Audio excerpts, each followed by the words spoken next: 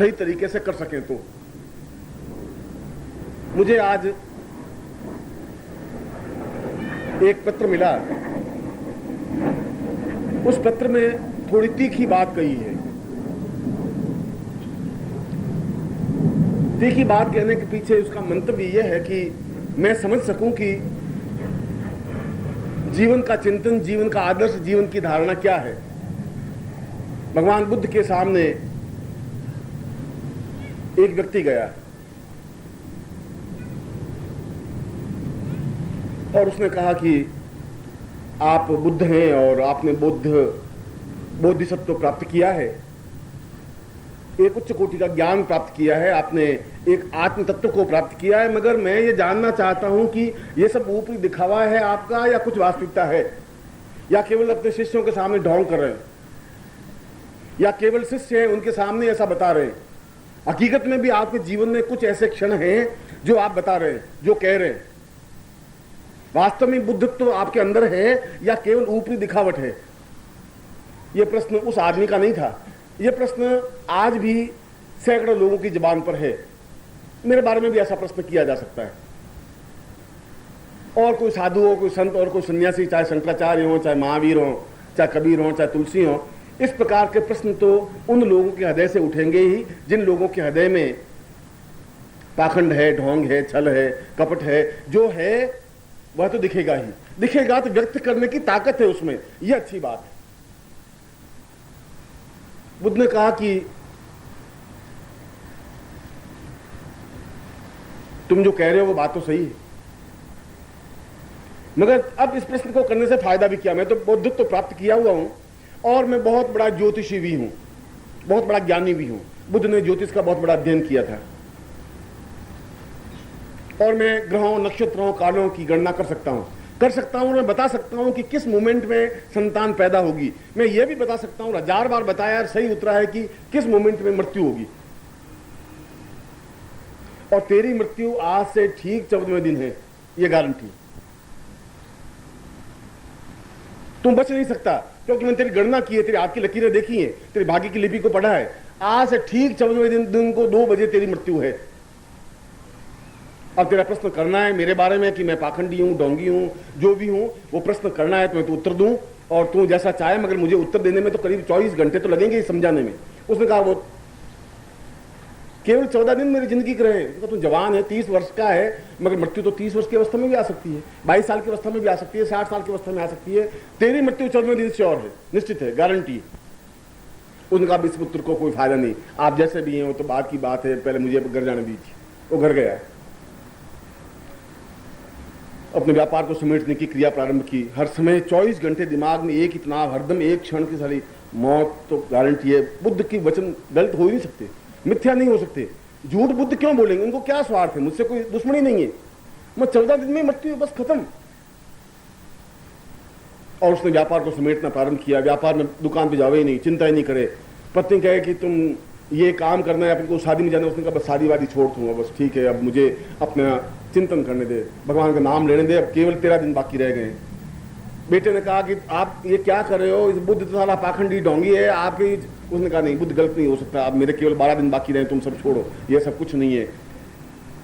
सूखने लगा, एकदम चेहरे पे पीलापन छाने लगा, आंख उसके अंदर धंसने लगी, शरीर में कपड़ों का होश नहीं, पहने तो पता नहीं, नहीं पहने तो नहीं पता, बोलना कुछ बात नहीं।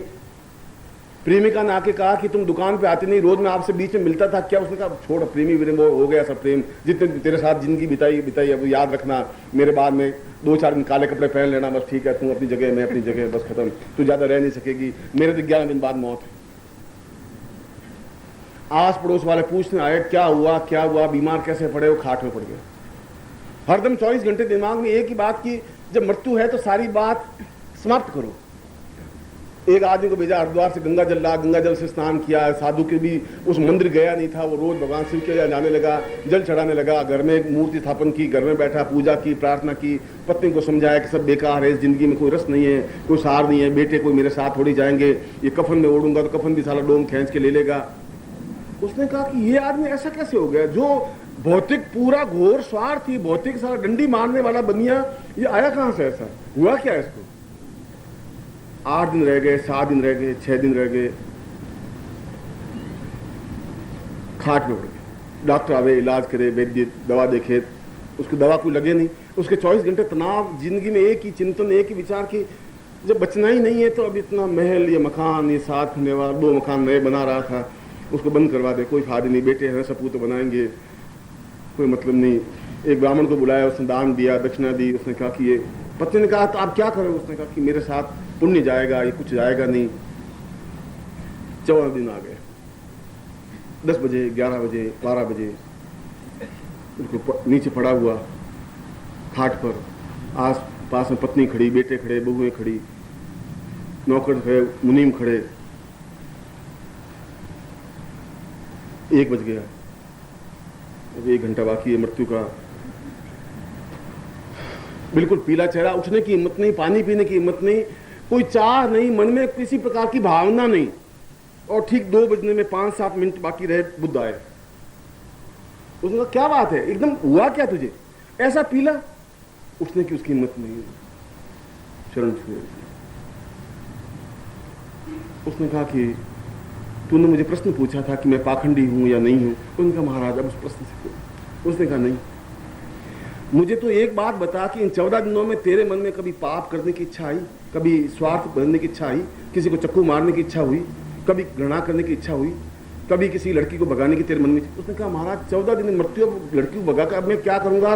मैं दुकान पे नहीं गया, डंडी नहीं मारी, मैंने कुछ किया ही नहीं, गुरुजी मैं क्या करना, किसी से लड़ाई नहीं की, कि क्या लड़ाई करने से क्या फायदा, पड़ोसी से तो लड़ता था रोज। उनका कोई मतलब नहीं, अब तो केवल 5-7 मिनट बाकी रहे।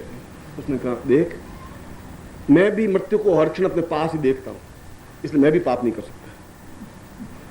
तू मृत्यु को समझ रहा था 60 साल बाद, इसलिए पाप छल कर रहा था, और मैं हर क्षण अपने पास मृत्यु को देखता हूं। और जो व्यक्ति हर क्षण अपने मृत्यु को समझता है, क्रिया करता है, वो छल नहीं कर सकता, वो पाखंड नहीं कर सकता, वो ढोंग नहीं कर सकता, वह साधु बन सकता है। तुम में मुझ में इतना ही अंतर है। तुम जिस चश्मे से मुझे देखते हो, बस उसमें अंतर इतना ही है। मैं मृत्यु को अपने सामने बिल्कुल स्पष्ट देखता हूं, इसलिए तुम्हारी नजर में तुम्हारा मतलब 60 साल की उम्र, तुम सोचते हो मृत्यु बहुत दूर है, इसलिए तुम पाप कर सकते हो, घृणा कर सकते हो, और मेरे प्रति दुर्भावनाएं रख सकते हो, मेरे प्रति दुश्चिंताएं रख सकते हो। मैं अगर कहीं भी जाऊंगा, किसी मिलूंगा, कुछ है ही नहीं, न पत्नी है, न बंधु है, न बांधव। पत्नी से मिलता हूं, वो भी पत्नी से मिल रहा था, बेटों से मिल रहा था, हिसाब किताब भी देख रहा था, अनासक्त भाव से। ये अनासक्त भाव जीवन का तब आ सकता है जब आदमी उस स्तर का पहुंच सकता है।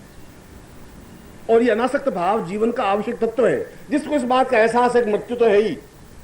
रावण और बाणासुर जैसे व्यक्ति चले गए तो मृत्यु तो आएगी, अगर वो मृत्यु को नहीं रोक सके तो मैं भी मृत्यु को नहीं रोक सकूंगा।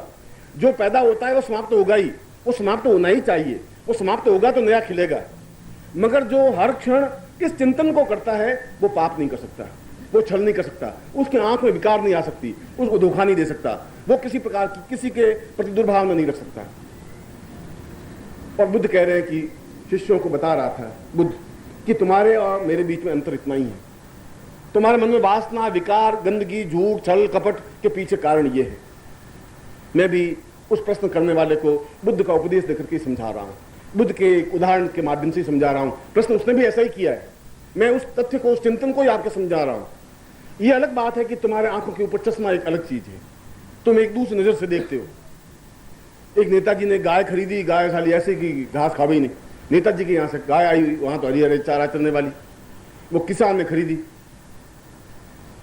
अब घास खावे नहीं, पास में खड़े रहे नहीं, लात मारे, भूखे मरने लगी। उस आदमी ने कहा मैंने 1400 रुपये में गाय खरीदी, गाय कुछ खाती नहीं है घास। अब नेताजी तो रोज हरी हरी चना उसको खरवाते थे, बहुत अच्छी घास खिलवाते थे, मैं कहाँ से लाऊं? पड़ोसी को जाके पूछा, 3 दिन से गाय कुछ खा नहीं रही है। उसने कहा कि हरा चारा। उसने कहा हरा चारा मैं रोज कहाँ से लाऊंगा, हरा चारा ये तो गाय तो रहेगी, मुझे क्या मालूम था नेताजी की गाय ऐसी। उन्होंने कहा इसकी आंखों पे हरा चश्मा बांध दे, उसके तो हरा चश्मा बांध दिया गाय के, वो घास देखे तो हरी, जो चीज देखे तो हरी, और आराम से पूंछ हिलाती हुई खाएगा। आपकी आंखों पर चश्मा चढ़ा हुआ है, बस जो भी देख रहे हैं आप एक रंगीन देख रहे हैं, आपके देखने में आपके चश्मा चढ़ा हुआ है। मेरी आंखें बिल्कुल निर्मल है, स्वच्छ है। ये अंतर है, ये दृष्टिकोण है। इसीलिए इस श्लोक में एक और नवीन बात जब मैं दीक्षा दे रहा हूं आपको, दीक्षायाम मृतमस्नुते ही। दीक्षा का मतलब है जो कुछ आपके पास है वह मृत हो, क्योंकि मरने से अमृत पैदा हो सकता है। मृत अमृत, अगर आप अपने विकारों को मारेंगे तो अमृत पैदा होगा, अंदर के जहर को समाप्त करेंगे तो उस घड़े में अमृत आएगा। अमृत तभी आ सकता है जब घड़ा में से वो जहर कुछ छलकेगा, कुछ अंदर से निकलेगा। जब निकलेगा ही नहीं तो उसमें एक बूंद भी जा नहीं सकती। उस बूंद के जाने के लिए भी कुछ खालीपन, कुछ रिक्तता आनी चाहिए। अगर कुछ खाली है ही नहीं आपके घट में, क्यों गधे को घट कहा गया है, अगर उसमें खालीपन नहीं है, और मैंने आज 5 दिन के प्रवचन में एक ही बात कही कि तुम अपने हृदय को खाली करके मेरे सामने रखिए, मैं उसमें जो कुछ भरूंगा मैं भरूंगा, मगर तुमने जो कुछ भरा है उसमें ज्यादा अच्छा भरूंगा। मृतमस्तुते ही, यह जो कुछ समाप्त हो, यह समाप्त हो तो मैं भर सकता हूं, और मैं भर सकता हूं गारंटी के साथ। उससे तुम्हें जिंदगी में एक अनासक्त भाव आ सकेगा, एक आनंद की अनुभूति हो सकेगी, एक तृप्ति हो सकेगी। और इसीलिए शंकराचार्य ने इस श्लोक में जब उन्होंने ये पंक्ति कही तो शंकराचार्य के मानस में कुछ बिंब चिंतन स्पष्ट नहीं था। इसलिए नहीं था कि ब्रह्मोपनिषद की ज्यों की त्यों पंक्ति को उन्होंने श्लोक में उतार दिया। ये मूल संस्कृत में जो पंक्ति है शंकराचार्य की पंक्ति नहीं है, ये भाव शंकराचार्य के नहीं है। शंकराचार्य ने कहे जरूर हैं, मगर है ब्रह्मोपनिषद की पंक्ति। और ज्यों का त्यों शब्द उतार देना अपने आप में कोई महत्वपूर्ण घटना नहीं है, अपने मानस में मंथन करके उतारने की क्रिया है। और उन्होंने उस ब्रह्मोपनिषद के उस सूत्र में बहुत एक उत्तम बात कही है कि देवता, मनुष्य और पशु में अंतर कुछ है ही नहीं, हो भी नहीं सकता। पशु भी दीक्षा ले सकते हैं, लेते हैं। अगर आप देखें तो कुत्तों को बहुत अच्छा गले में पट्टा बांधते हैं। अगर आपने तो हिंदुस्तान में तो मैं नहीं कह सकता, अगर आप बंबई चले जाएं तो आपको बहुत अच्छे कुत्ते मिलेंगे, पिम्मी पिल्ली गले में लटकाए हुए, बगल में दबाए हुए, 24 घंटे उसी को लटकाए हुए रखते हैं। और अभी महीने भर पहले आपने न्यूयॉर्क की एक न्यूज नहीं पढ़ी, अखबार में बहुत अच्छी न्यूज आई थी। समाचार था कि एक पति पत्नी बहुत झगड़ा, और अगर झगड़ा नहीं हो तो फिर पति पत्नी हुई कैसे? पति पत्नी का मूल स्रोत, आधार यही एक झगड़ा हो तो पति पत्नी है, ये कन्फर्म है। एक होटल पे गए, एक होटल में पति पत्नी दोनों गए, उसकी दूसरी शादी थी। तो पति थे बेचारे 45 साल के, पत्नी थी 22 साल की, 20 साल की। तो मैंने देखो डाउट हुआ, तेरी वाइफ है कि नहीं, कुछ पता नहीं। उसने कहा कि आप दोनों पति पत्नी हैं। पत्नी कहा बोलते क्यों नहीं, शर्म नहीं आती तुम्हें? बोलते हो क्या, यहाँ मर गए हो, शाम सूंघ गए, क्यों नहीं बोलते हो? मालूम पड़ गया तुम पत्नी है, गारंटी। इसमें कुछ पूछने की जरूरत नहीं, अब मैं कन्फर्म हो गया, ये कन्विंस। इतना बोलने की ताकत पत्नी में ही हो सकती है। अगर ऐसा बोले नहीं तो पत्नी बन ही नहीं सकती। वहां पति पत्नी में झगड़ा था ही। तो पति ने जब मरा तो उसने कहा इस रांड को मैं अकल दूंगा, ये रांड जिंदगी भर मेरा खून पीती रही है। उसने अपना सारा धन, $10 करोड़ थे, वो अपने कुत्ते के नाम लिख दिए कि $10 करोड़ कुत्ते को दिए जाए, और पत्नी को केवल ₹100 गुजारे के लिए हर महीने दिए जाए। वो तो मर गए। अब बड़ी प्रॉब्लम सर, अब वसीयतनामा लिखा हुआ कुत्ते के नाम, $10 करोड़, और यहां $100, सिर्फ $100 से कैसे होगा? उसने वकीलों से राय ली। वकीलों ने कहा एक ही तरीका है कि आप इस कुत्ते से शादी कर लें, तो आप इसकी पत्नी बन जाएंगी, पत्नी बने संपत्ति के अधिकारी बन जाएंगे, उसमें कोई लंबी चौड़ी बात ही नहीं है।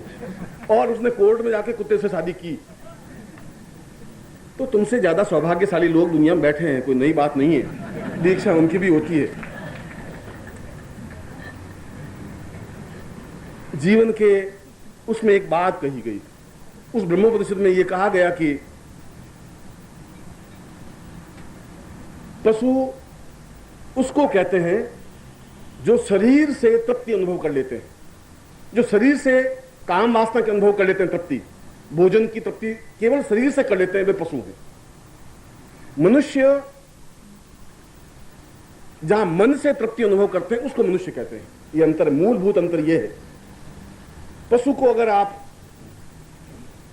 अगर खाना खिला दें अच्छा तो तृप्ति अनुभव कर लेगा। यदि एक भर्तृ ने कहा है कि कृष काण खंज श्रवण रहिता पुच्छ विकलो मही पूय क्लिन्न क्रमिकुल सतेरावर्तनु क्षुधा क्षामो जीर्ण पीठ रज कपाल अर्पित गलह श्रुति मनवेति स्वाम हतमपि च हन्ते मदन। कुत्ता कितना, और पशु और कुत्ते में कुछ डिफरेंस नहीं है। वो भर्तृ कह रहा है कि काणा है, कृष है, खंज खाज है, उसके बाद भी वो उस कुत्ते के पीछे भागता रहता है जिंदगी भर, एक ही चिंतन है। इससे ज्यादा पशुओं की और